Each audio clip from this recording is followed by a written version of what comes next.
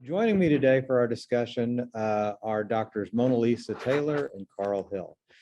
Dr. Taylor is an internist with Norton Healthcare. Originally from Bowling Green, Kentucky, she received her medical degree from the University of Louisville, where she also completed her residency training.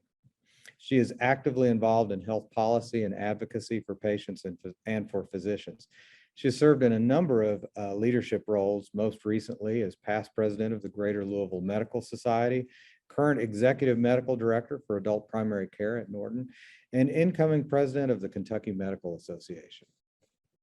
Next, I'd like to introduce Dr. Carl Hill. Dr. Hill earned his PhD from the University of Michigan School of Public Health, where he trained with the Center for Research on Ethnicity, Culture, and Health, and the Program for Research on Black Americans. He is an alumnus of the National Medical Fellowships Incorporated W.K. Kellogg Foundation Health Policy Fellowship Program. Dr. Hill holds a master's in public health from Morehouse School of Medicine, and he received its Distinguished Alumnus Award in 2019. As a member of the Centers for Disease Control and Prevention's Public Health Prevention Service, the Training and Leadership Program, he helped to establish the Center for Bioethics and Research in Healthcare at Tuskegee University.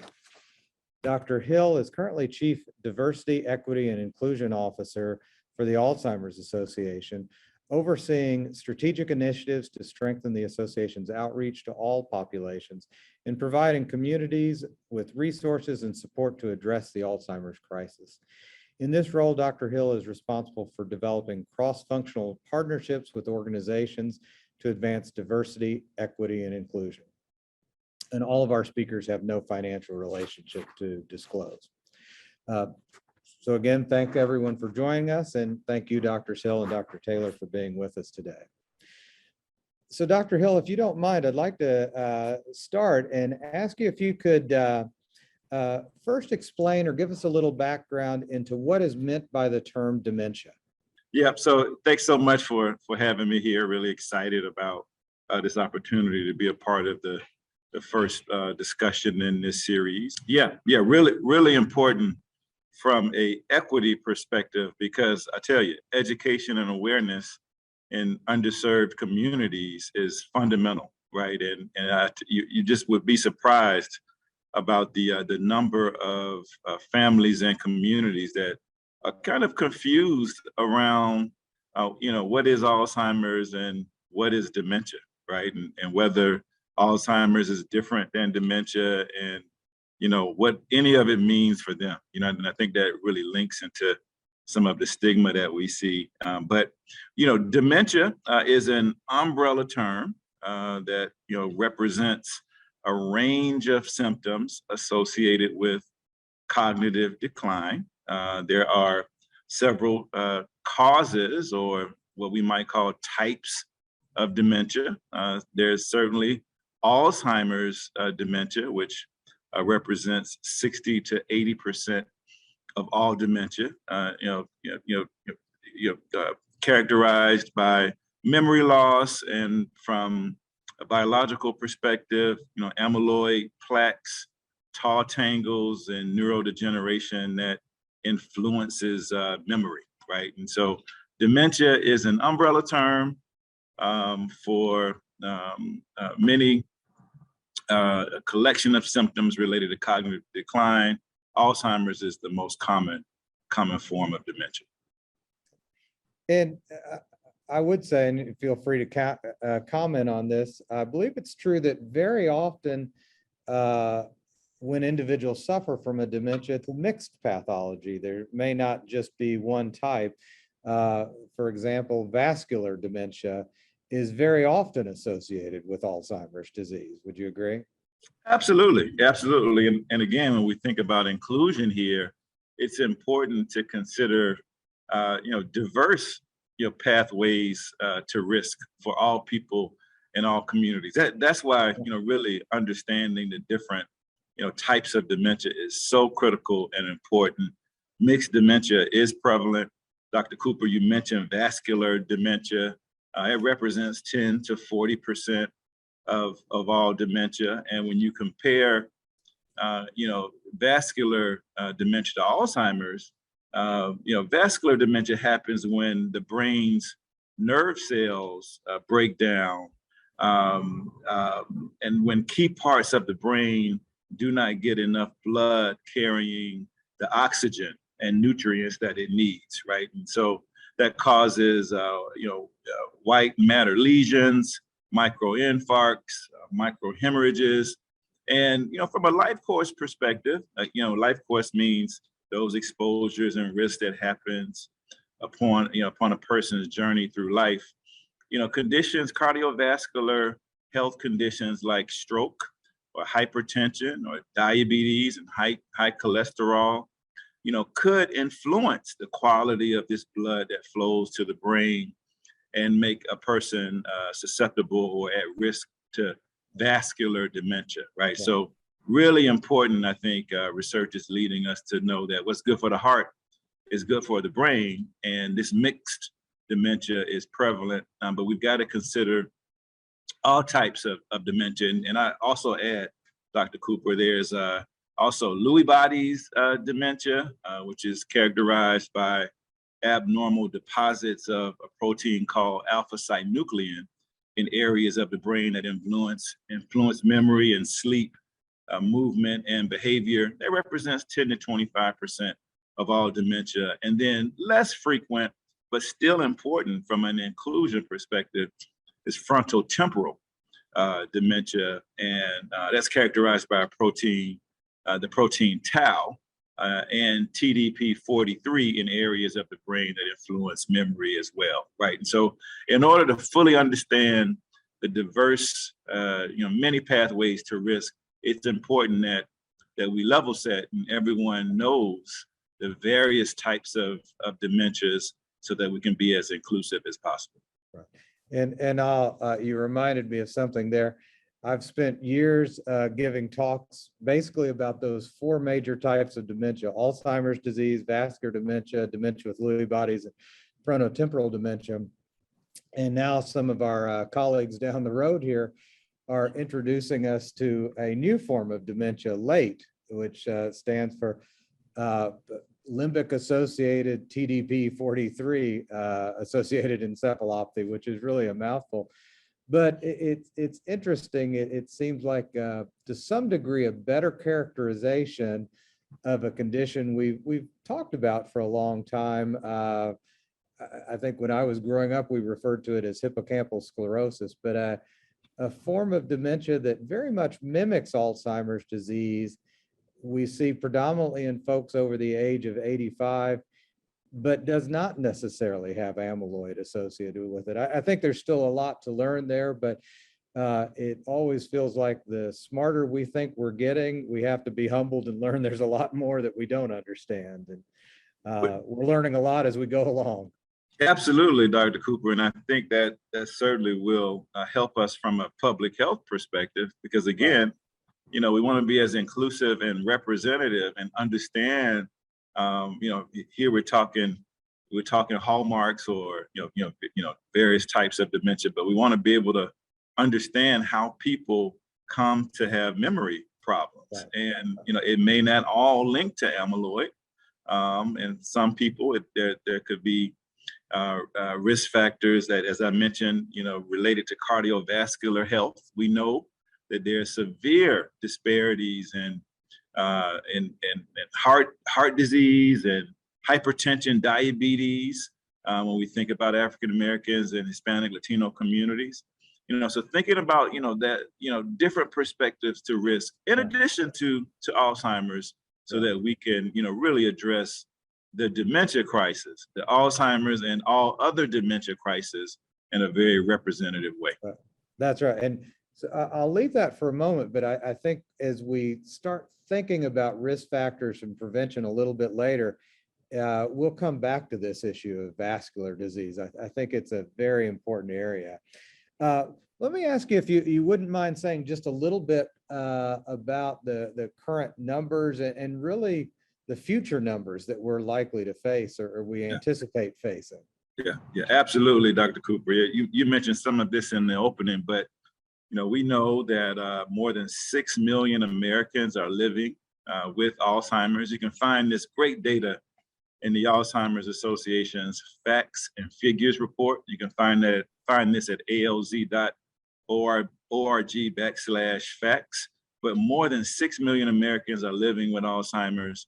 1 in 3 older adults die with Alzheimer's or another dementia, right? So, very important to know that this is very prevalent and an important public health priority.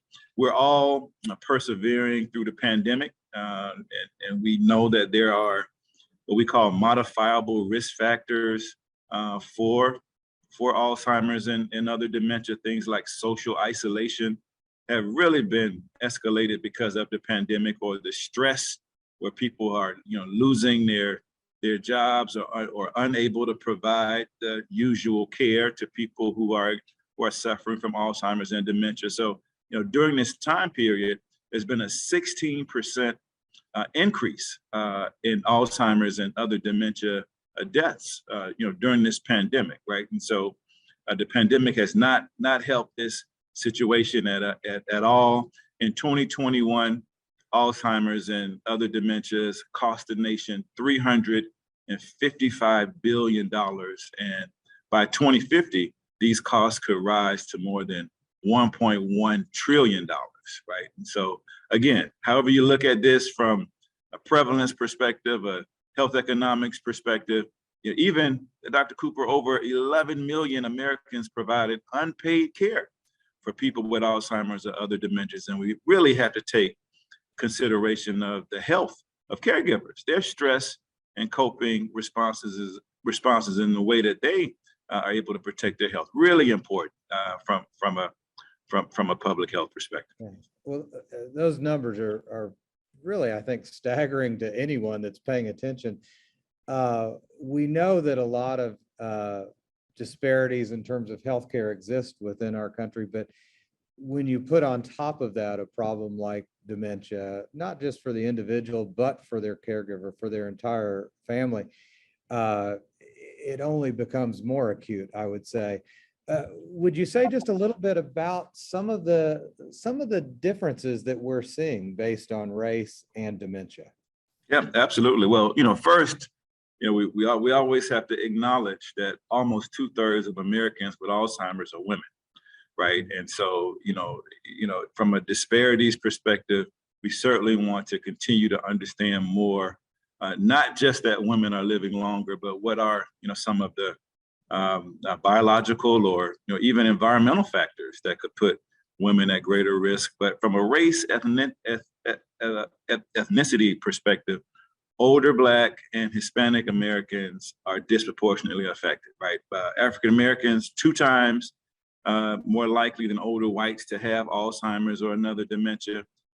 Hispanic, Latino Americans 1.5 times. And, the determinants here, the factors that lead to these disparities, are multi-level, and I like to think of them as, some as being, fundamental, and those that are, really unique. One fundamental factor for these disparities is access to quality healthcare, and being able to get a proper and timely diagnosis. Really important, because not all of the symptoms that we mentioned for cognitive decline are stable. Some can be reversible and not truly dementia, or there could be opportunities to slow this cognitive decline so that people may not go into mild and severe dementia as quickly, right? So there are things that we can do from a public health perspective in that way as well. So these are the disparities, and then there could be some unique factors. I do think that stress, or maybe even discrimination. The Alzheimer's Association commissioned a special report, Dr. Cooper, last year on race, ethnicity, and Alzheimer's, and we found, I tell you, some interesting results. And this report was, 2 nationwide surveys of U.S. adults and Alzheimer's caregivers, and really for the first time ever, we had a robust response from Asian, Black, Hispanic, Native, and white Americans, and we examined knowledge, is understanding of the disease, access to care and support services, trust in healthcare. And we found perceptions of discrimination and actual experiences of discrimination when seeking dementia care. So if seeking, getting a proper and timely diagnosis is probably the most fundamental factor for everyone in understanding, and also in understanding these disparities. If there's discrimination in the healthcare system, then we've got our work cut out for us. It's a call to action for all of us that want to reduce these disparities. Well, that's exactly right. And I would encourage everyone to look up that report if they can. I read that earlier, and it's well written. It's easy to read, but it's a little bit difficult to read in some ways too. It's worrisome to see the experiences and that perception of discrimination. You're exactly right. And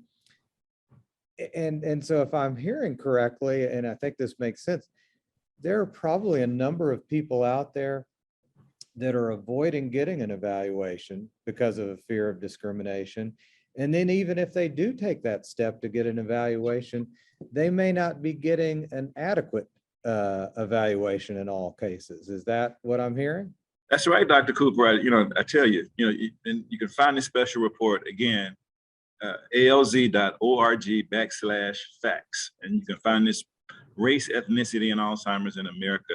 More than 1/3 of Black Americans and nearly 1/5 of Hispanic and Asian Americans, again, believe that discrimination would be a barrier to receiving care. And the reason for this discrimination that they reported was their race or ethnicity, right? Really, really important.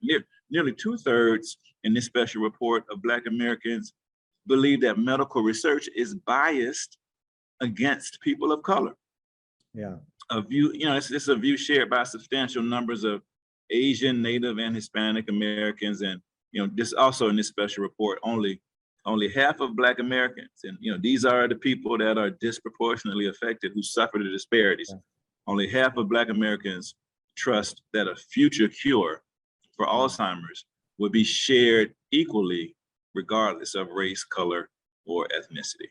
So it's really heartbreaking to think that we have such wonderful, advances in Alzheimer's research, and well-intended and meaning neurologists like yourself, Dr. Cooper, doing wonderful work, and the people who need the treatments and interventions most think that they would not have access to them. And that speaks to another issue, I think, is representation and participation in research. So if we think about the most recent medication that was approved, that is hoped to be a disease-modifying medication, aducanumab or Aduhelm. If I'm correct, 97% of clinical trial participants in that study were white, meaning 3% were of other ethnicities. So it does raise that concern about fair representation. I don't know if you'd add anything to that.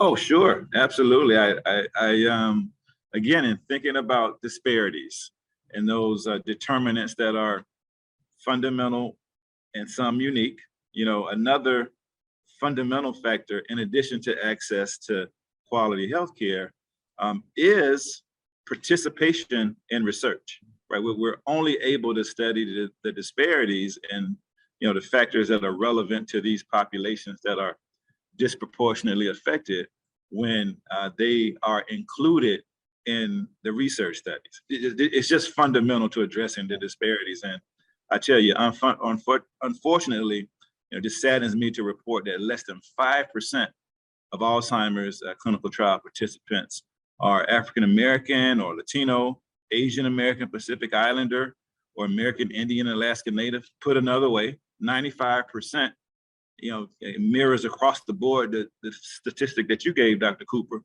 95% of the participants are white, right? And this is just, I tell you, it is just disheartening to think that the people that are more likely to have Alzheimer's aren't being even studied and included in the trials, right? Because it is just impossible to come up with treatments that we are fully, we are assured that are safe and effective for these populations and communities when they aren't being even asked or recruited to participate in clinical trials. And some part of this, I know we have a number of neurologists and researchers on today.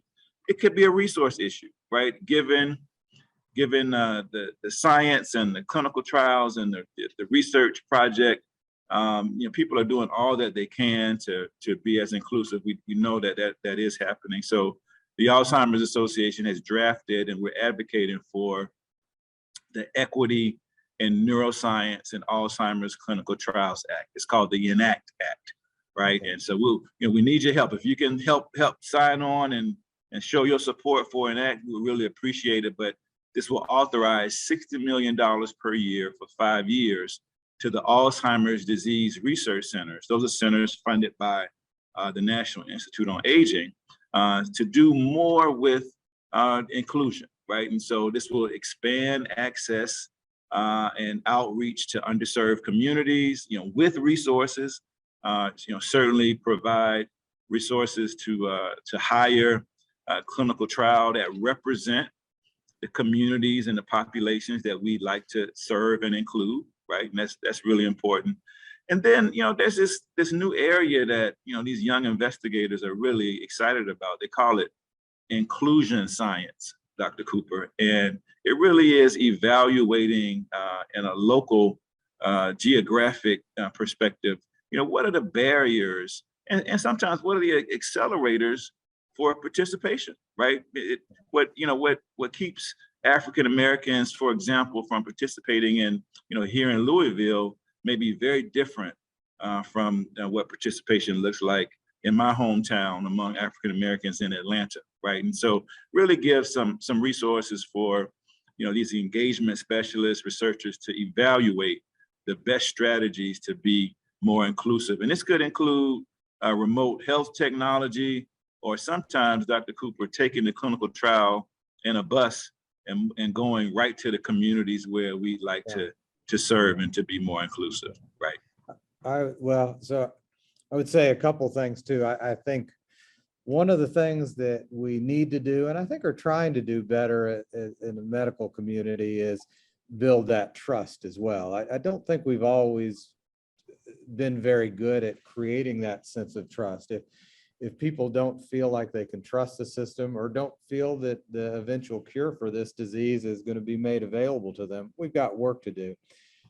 But I will say, it feels like there is a tremendous amount of interest and effort in this direction. And I really do think things are likely to look different in the next couple of years. Let me, a little bit on the same lines here. Let me pull in Dr. Taylor, if you don't mind. First of all, Dr. Taylor, thank you for joining us. I know I sort of drafted you on a busy clinic day. No worries. But as a busy clinician, I'm interested in your thoughts on some of the challenges and barriers you're facing in terms of trying to get that evaluation and care for your minority patients. Definitely. And I know Dr. Hills touched on this in a lot of ways too. And looking at the article from the Alzheimer's Association, one of the things has been stigma.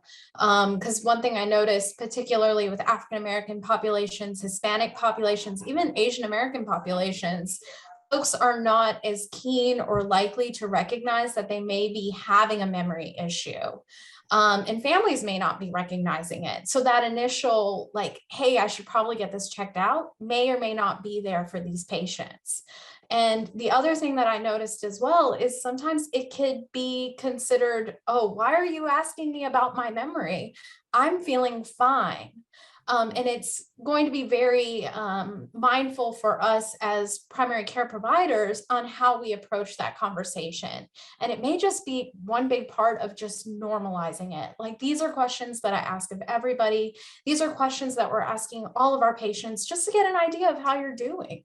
Because there are certain things that we don't always realize until the patient comes into the office and maybe they're coming in with a family member, that's when we may recognize that something else might be going on. Like they're able to do their day-to-day, but hey, they can't balance that checkbook. They can't figure out other things around the house.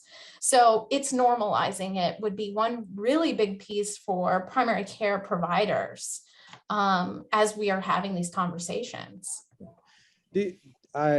I wonder if you are finding that incorporating that into Medicare annual wellness visits, if that helps with that normalization process. Has that been helpful? That part has been helpful. And I think it has also helped when patients' family members have come with them, or if they call in advance to be like, hey, just FYI, mom got lost the other day trying to get home. Like, that's not something that, one, the patient may not remember it, but number two, they're also embarrassed by that, particularly if they're very independent. And that may be something that causes them some shame, which makes it harder to talk about, but even with your primary care doctor. Now, I can also imagine that sort of two related barriers. One is a relative lack of specialty care. So it's not easy to make that referral.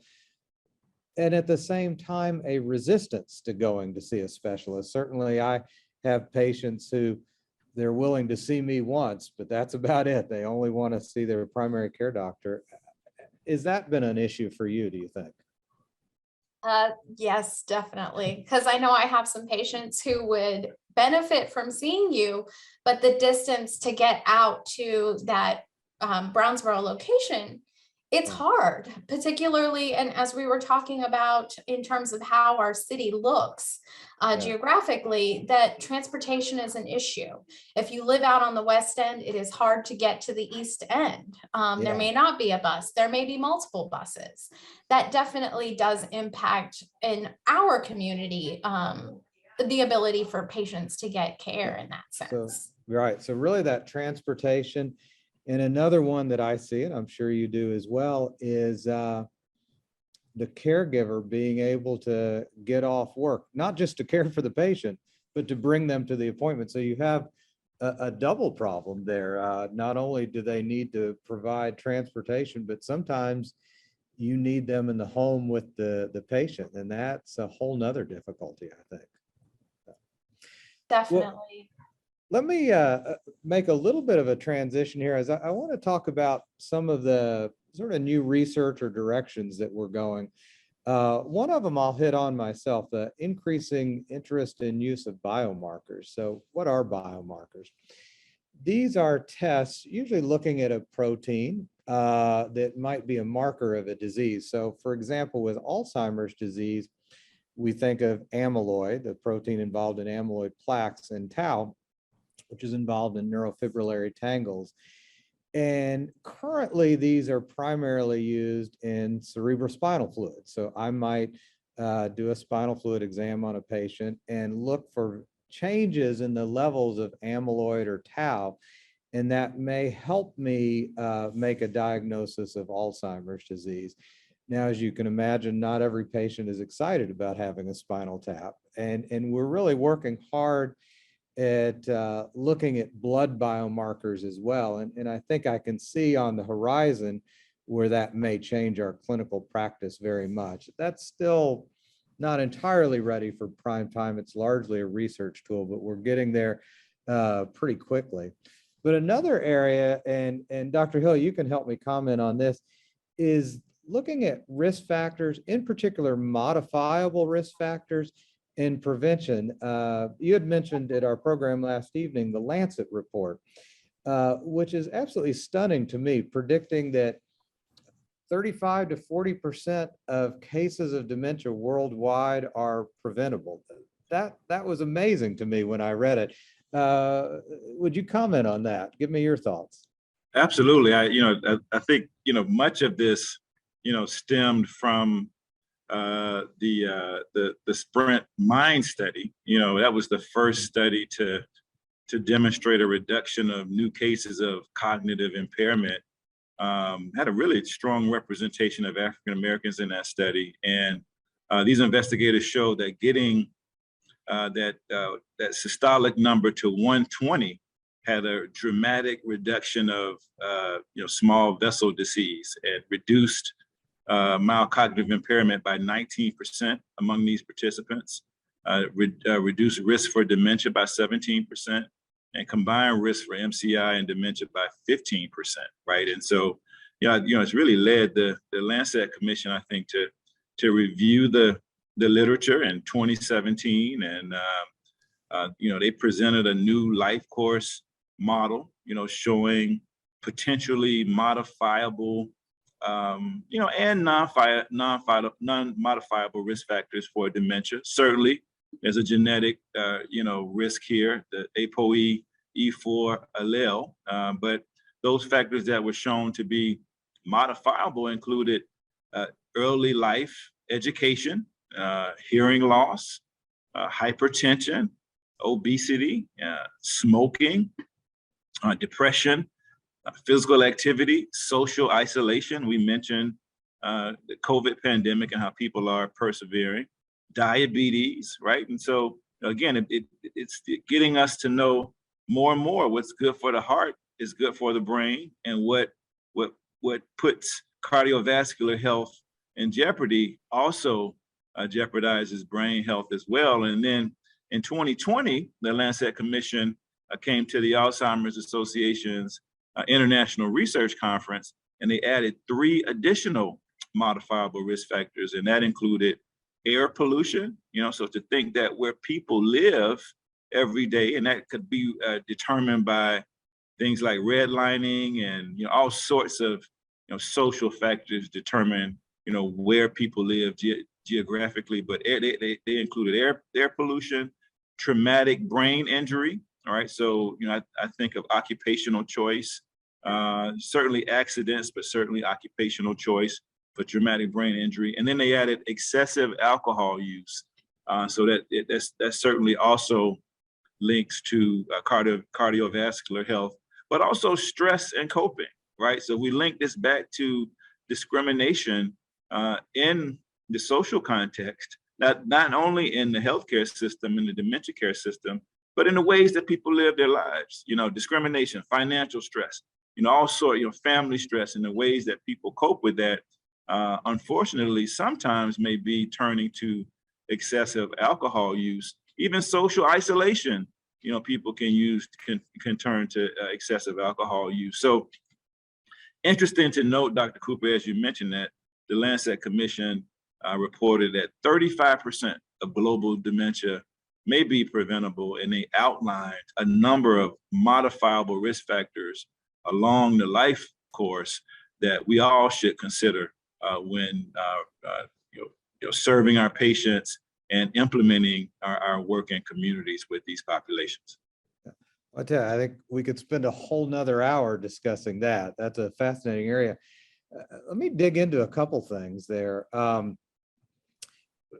One phrase you used, which I think couldn't be more true: what's good for the heart is good for the brain. I think that's absolutely true. And it is interesting that there are researchers out there that are questioning the difference between vascular disease and Alzheimer's disease. And in fact, perhaps these may be 2 ends of a single continuum. And it may not then be surprising that many of the risk factors for Alzheimer's disease are in fact vascular risk factors. So I think that makes a lot of sense. I want to get your thought on something else that I have read before.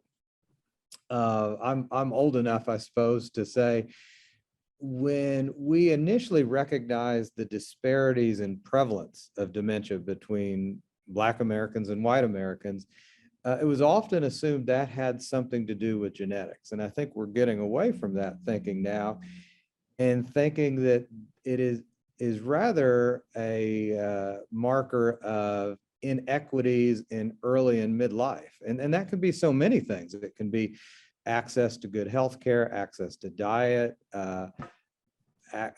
access to clean air, and so forth. What are your thoughts on that?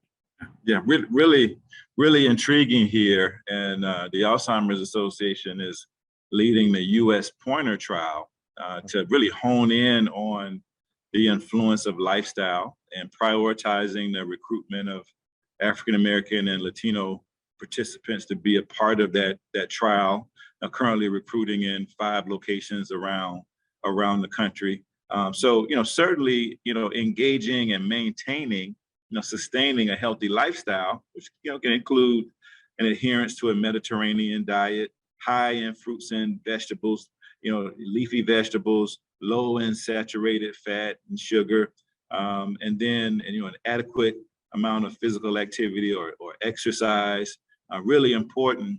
But there's a context around lifestyle, right? And that has to do with resources, and so making sure that people, one, as we stated earlier, they just have the information that, this phrase was good for the heart is good for the brain, and that, they know that there are some things that they can do to protect their brain health. We talk so much about stigma and, the reluctance of people to go get a diagnosis. There's also a belief that, with Alzheimer's and other dementia, that there is absolutely nothing you can do, right? That there's a genetic component here. And in many communities, if you're going to get it, then you're going to get it. Well, we really have to do more with getting the information out to these communities about the importance of lifestyle, and then giving people the resources, not only the confidence and, kind of the agency to commit to and adhere to a healthy lifestyle, but, certainly giving them the resources to participate in physical activity, to be able to go to Whole Foods. I tell you, Dr. Cooper, I live very close to a Whole Foods. They have all of the vegetables and fruits there that I could ask for, but it's pretty expensive, so making these, very important components of lifestyle accessible for all people. And then, giving people the information about the 10 warning signs so that they feel confident to go see someone like you, Dr. Cooper, to talk about their risk and get the proper support to start a healthy diet and physical activity. Really, really critical and important.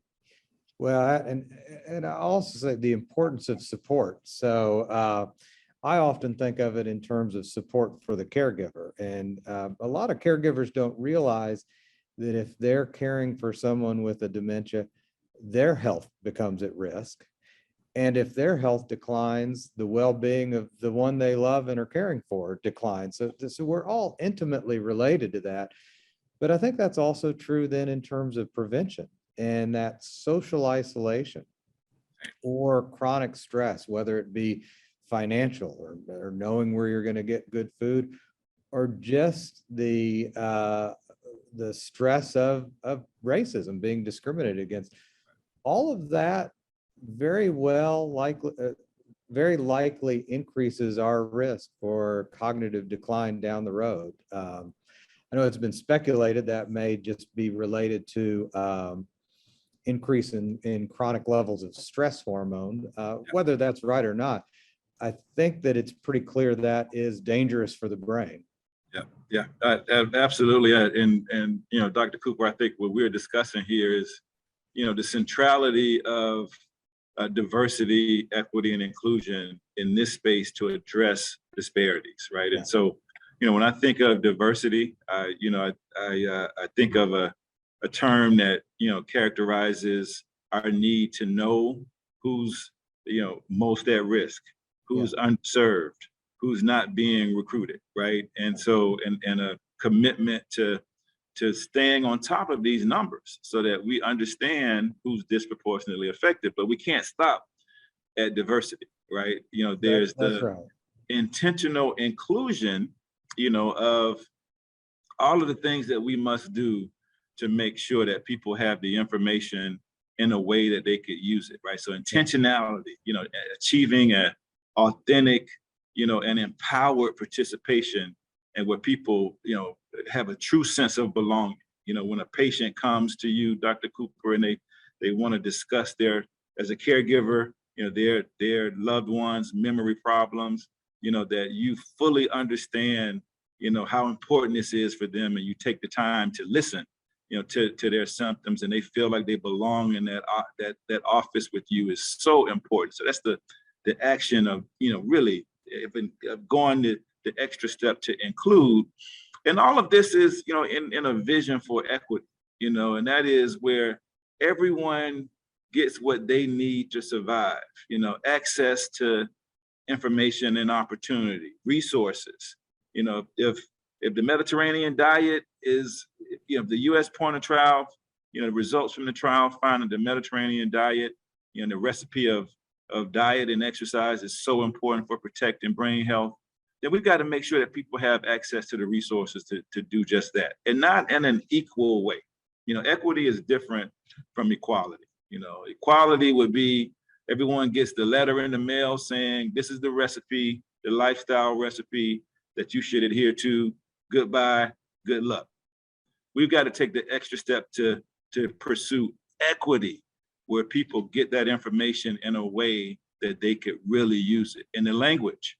If people speak Spanish, in a language where they can fully understand how to implement a healthy lifestyle, in ways where they see themselves in the information, right? Or, in formats that are, treasured in communities, that are culturally embraced in communities where people could really understand, the importance of maintaining a healthy lifestyle, the importance of seeking care at the right time, the importance of knowing the 10 warning signs, right? And so getting that information into communities in a way that they can use it is our vision for equity at the Alzheimer's Association and many other organizations. I know it's the same here at Norton, using national partnerships, working with organizations that have been doing this work for years. They have been in these communities. I'm thinking of the National Hispanic Medical Association, the National Black Nurses Association,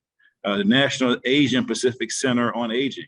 They have been translating the information that researchers publish in journals for the use of these communities for many years. How can we be intentional with creating partnerships with them so they don't have to come find us? We find them and we work together to get our valuable resources to the communities that need us most. Yeah. That's I think a really important distinction, equal versus equity. And as healthcare providers, if we don't provide that care, that information, if we don't try to bring those resources in the right way, where they're needed, in a way that can be received, we really haven't done our jobs. And that's, we're all busy, and I'm sure sometimes the easy way out is to say, well, we went through the motions just like we would for everyone else. But we have to meet our patients where they are. Literally and figuratively, we need to meet them where they are, I believe. Well, absolutely. On that note, I'm going to echo in a question here. Yeah. So one of our attendees had actually asked, many ways to address health disparities may take time and are long-term, but what's a short-term action plan we could do immediately to best inform, support, and care for our patients and caregivers? Like, is it just something that I'm doing here in the exam room with the patient? Or do we have any other ideas, building on your public health background there, Dr. Hill? What else can we do in our community to impact this? I tell you, Dr. Taylor, there are a couple of things that I think we could think about immediately. One is to really conduct or promote, support. Not everyone's a independent investigator, but this idea of joining teams, scientific teams that are, really looking at multi-level health disparities research. Not only, research into biological and genetic factors, but context and how people behave, right? So that multi-level research is so important, and supporting that. That's one. Two is, really finding ways, and it's difficult. It won't happen overnight, Dr. Taylor. I tell you, it takes time.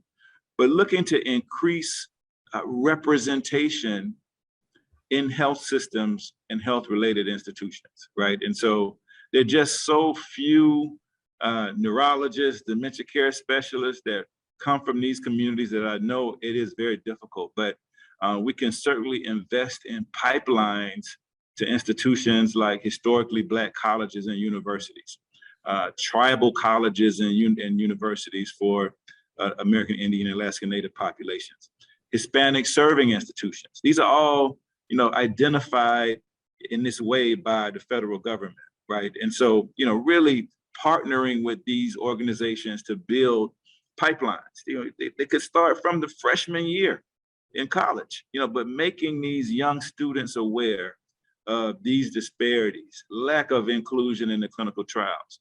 I tell you, could really get people excited about committing their careers to this kind of work. When I learned about disparities when I was doing my master's at Morehouse School of Medicine, I said there's nothing else I want to do with the remainder of my career but to contribute to eliminating these disparities. So, creating these linkages. And then third, I think Dr. Taylor is, really enhancing cultural competence and maybe not just competence, but humility in dementia research and care. So standards for competence.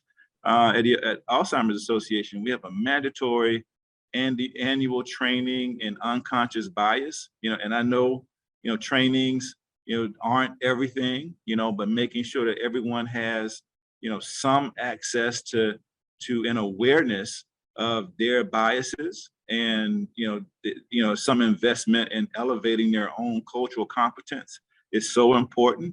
And humility, really,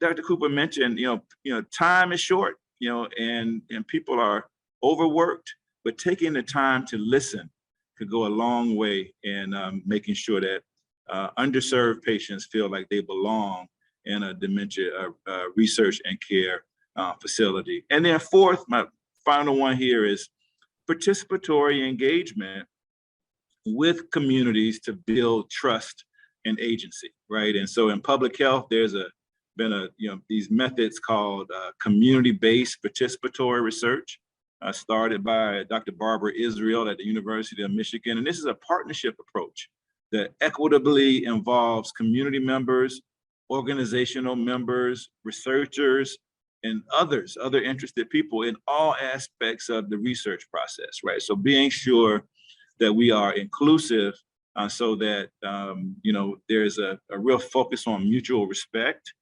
mutual benefit, reflection of the process, shared knowledge, shared power, and an effort to elevate trust.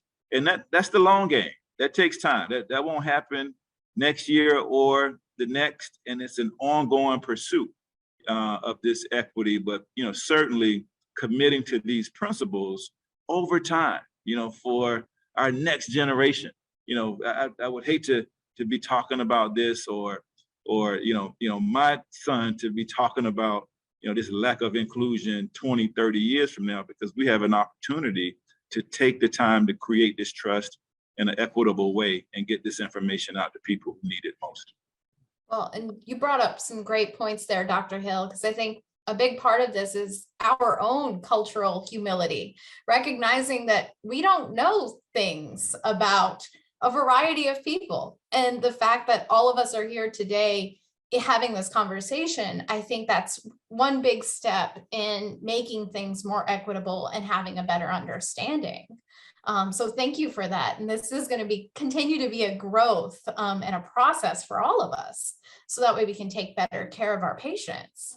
And I know you mentioned research a lot, and I know for African-American populations and Hispanic American populations, there is a tendency not to participate in trials because you don't want to be a guinea pig. And I know one of the questions that came in is, what can a primary care provider, what role can we play in encouraging our patients that fall into these types of categories? What can we do to encourage them to participate in research and trials? Yeah, again, one of these areas that I think is tough, not an easy answer, but certainly, making yourself available to these many organizations that have been trying to do this work on their own for many years. We work with the African Methodist Episcopal Church. just making yourself available to the AME Church to go and talk about, disparities and the importance of a timely diagnosis. And most importantly, what protections are in place for people's safety, and the benefits of participating in a clinical trial. I tell you, it's a process, but if people knew that they would potentially have access to treatments before they're made available to everyone, and that they, free of charge, would get a chance to see you, Dr. Taylor, and you, Dr. Cooper, more routinely than they otherwise would in a normal circumstance. And that was, described to them in a very, culturally relevant manner. I think people would take up that offer, So, really getting out and being a part of this paradigm that I mentioned, the community-based participatory research paradigm, where, there are community members there, organizational representatives there, and then clinicians, neurologists there, who all are taking the time to listen so that we can find out how best, for example, to engage African Americans in the West End of Louisville in a very sustainable way. Yeah. I will say too, from my experience doing clinical trials for a long time, and my field is Alzheimer's disease. So the majority of those clinical trials have not shown us the benefit that we want to, and that's part of the nature of it. Despite that, the patients, their families, the caregivers are often some of the happiest, most grateful people, because there is a lot that comes with being in a clinical trial. There are those more frequent contacts. There's that additional support. And to some degree, I think it allows people to feel a bit more empowered. They're really trying to do something for their own health. With that said, it probably does take a little bit more work to really articulate that. And I don't want to cross the line of telling people that we know the trial will help. That's why we're doing the trial. We don't know. But I think it is fair to articulate the value of being in a trial, and as you say, the safeguards, because that is a potential significant concern, and people need to be aware of that.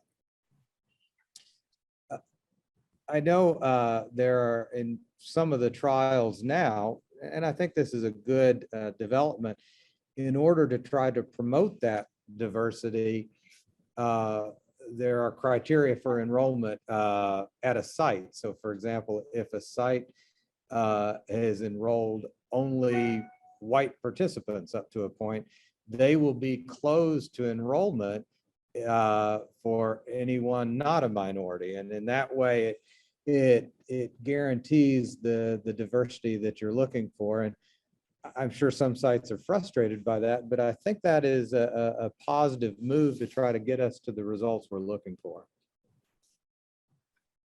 I would agree, Dr. Cooper. And as you know, the association is a part of the New Ideas trial.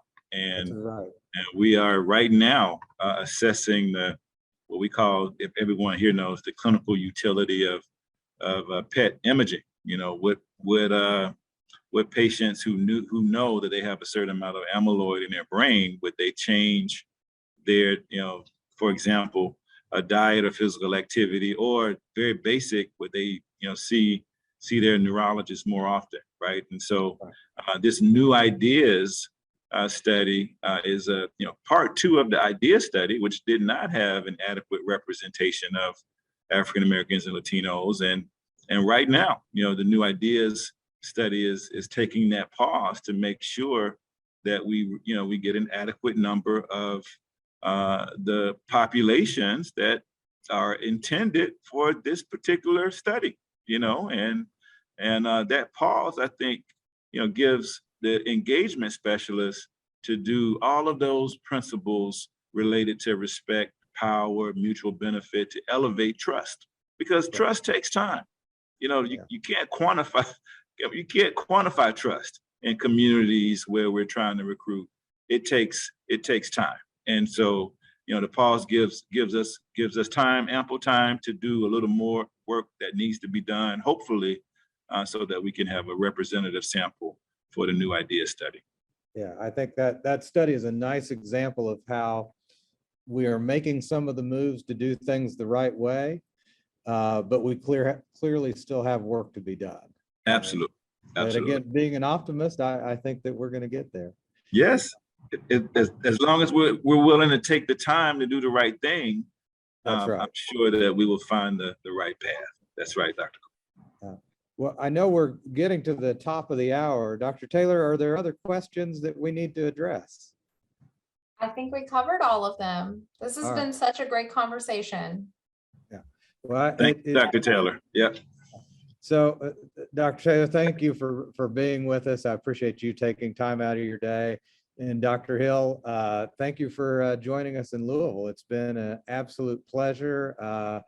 And I think really been an inspiring time with you. So thank you very much as well.